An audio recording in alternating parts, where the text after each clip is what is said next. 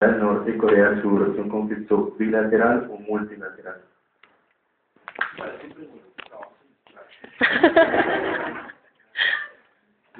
Vamos a hacer una aclaración, pues esta aclaración vamos hasta las 12, porque tenemos clases, yo creo que está anunciado a 11:30, no es para que sea 11 hasta las 11. En cuanto a la 11, pues, no sé, creo que acá, no, el Casur, perdón,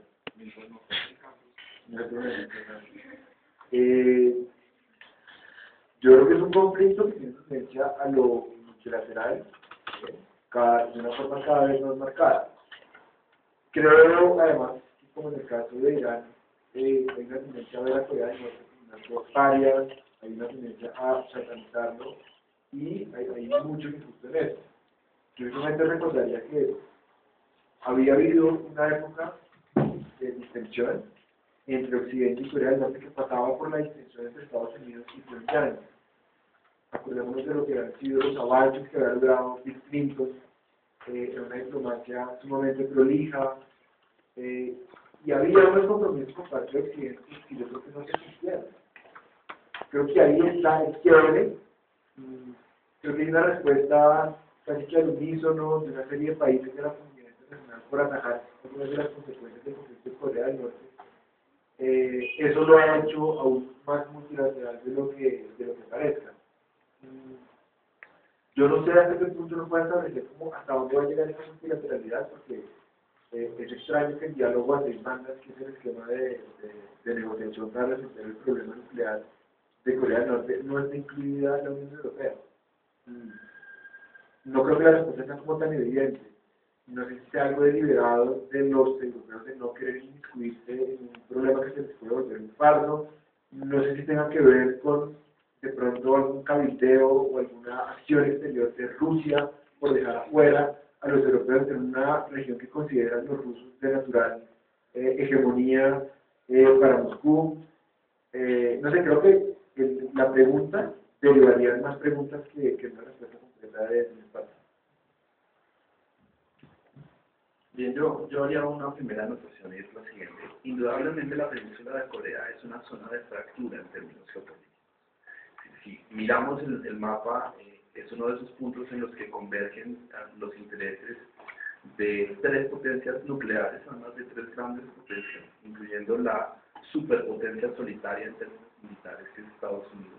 Está en Estados Unidos, está China, está Rusia, desde luego, pero también está Japón, que históricamente ha tenido una relación bastante compleja con Corea. Así que creo que esa consideración no podemos perderla de vista. Es una zona de fractura y las zonas de fractura suelen ser fuente de conflictos. Sin embargo, me arriesgaría a decir algo y es, no hay conflicto entre Corea del Norte y Corea del Sur. Y yo sé que eso puede ser un poco heterodoxo, porque la guerra entre las dos Coreas no terminó, sino que está en una especie de pausa desde hace 50 años.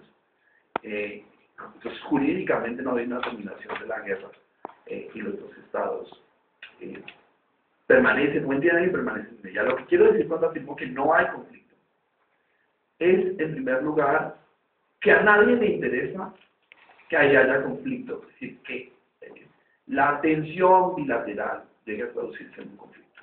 No le interesa a China, no le interesa a Rusia, no le interesa a Estados Unidos, a pesar de lo que pueda parecer. El desdén de China puede ser considerado incluso una prueba de esa falta de interés, no en resolver el asunto, sino en que el asunto se vuelva realmente conflictivo. Y en segundo lugar, quiero decir que los estados desarrollan, podríamos hablar de, estoy pensando en Richard Dawkins, memes, ¿no? Es decir, hay una carga genética en los estados acumulan aprendizajes, incorporan experiencias y desarrollan patrones de conducta.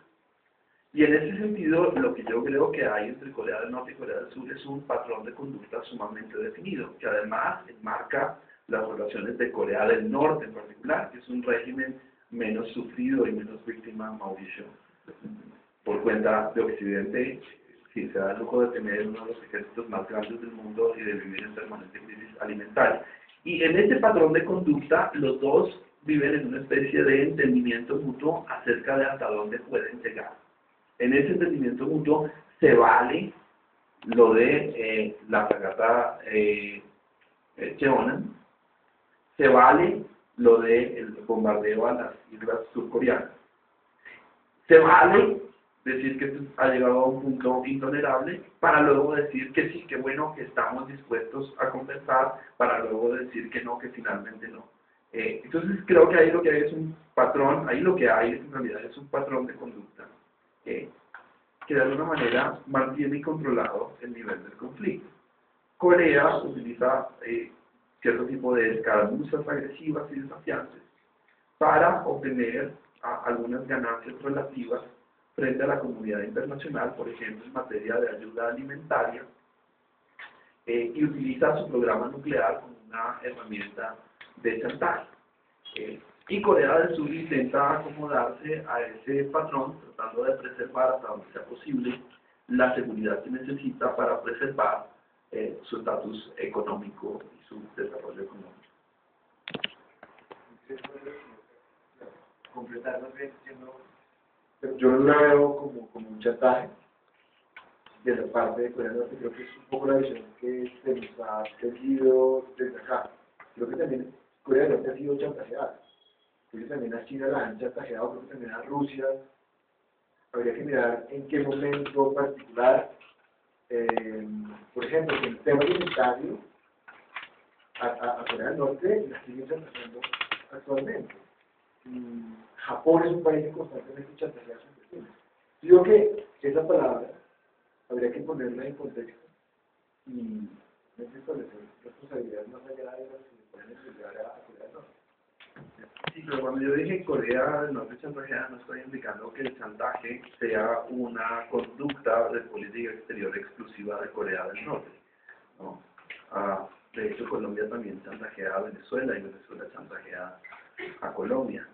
Entonces no estaba tratando de atribuirle un privilegio a Corea del Norte, que sin embargo Mauricio me sigue pareciendo un estado canalla, ¿no?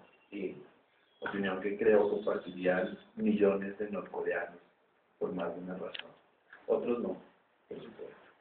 Oye, que lo que estamos haciendo por eso, y que llega y que juntar a los estados por categoría, si está en care, el que más grande me parece un cambio, y como los manuales de relaciones que más grande, sí, pero para comprender eso, no se debe quedar corto. Yo me refiero que cada vez con mayor fuerza el ser humano tiene la posibilidad como actor de relaciones.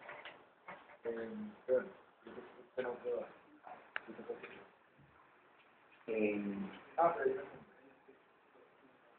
cuanto a lo que mencionaba sobre, no sé, la actitud que tiene China frente a este conflicto, quisiera saber si en un futuro no, en un futuro próximo, está dentro de la política china que favorecer a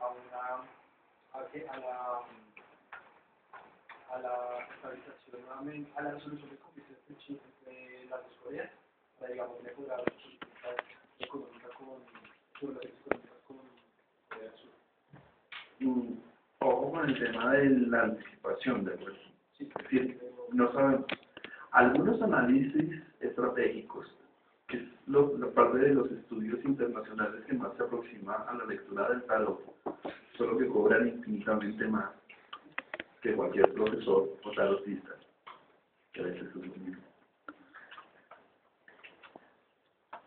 Sostienen que en el largo plazo se producirá irremediablemente la ramificación de la península. Es decir, que una de las alternativas un poco para resolver esa tensión latente, y aquí quiero ser enfático en algo, cuando dije no había conflicto, estoy hablando de una forma de interpretar las cosas, ¿no? Por supuesto, cuando salgan de aquí, no vayan a decir que yo dije que no había ningún conflicto entre Corea del Norte y Corea del Sur. Lo que quiero decir es que hay un patrón de conducta que a mí me parece recurrente y repetitivo, o una especie de cultura de las relaciones internacionales entre Corea del Norte y Corea del Sur, para hablar en términos del constructivismo de Alexander Netz. no se portan como hijos de Kant, sino como padres de Hobbes. Y es una cultura, y se mueven dentro de esa cultura y se entienden en esa cultura de relaciones internacionales. Entonces, podría ser, y una reunificación de Corea necesariamente tendría que ver, o ya dicen estos analistas estratégicos, favorecería los intereses de China. Ahora, China es muy cuidadosa en no tratar de intervenir, de aparentemente dejar que las cosas sigan por donde deben ir, para no traicionar públicamente, no transmitir el mensaje de que estaría traicionando a Corea del Norte.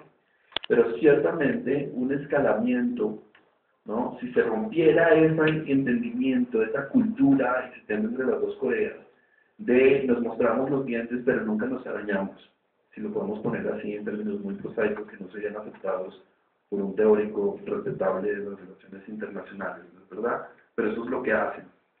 Si eso fuera más allá, eso obligaría a una intervención mayor de los Estados Unidos en la zona, forzosa prácticamente, que es algo que a China en cualquier caso no le conviene. No sé si esto contesta tu pregunta o no, pero ya decía Robert McNamara que cuando a uno le hacen una pregunta, uno no tiene que preocuparse tanto por contestarla, sino por decir otras cosas que quisiera decir que no ha tenido tiempo. No lo apliquen nunca en sus exámenes. No,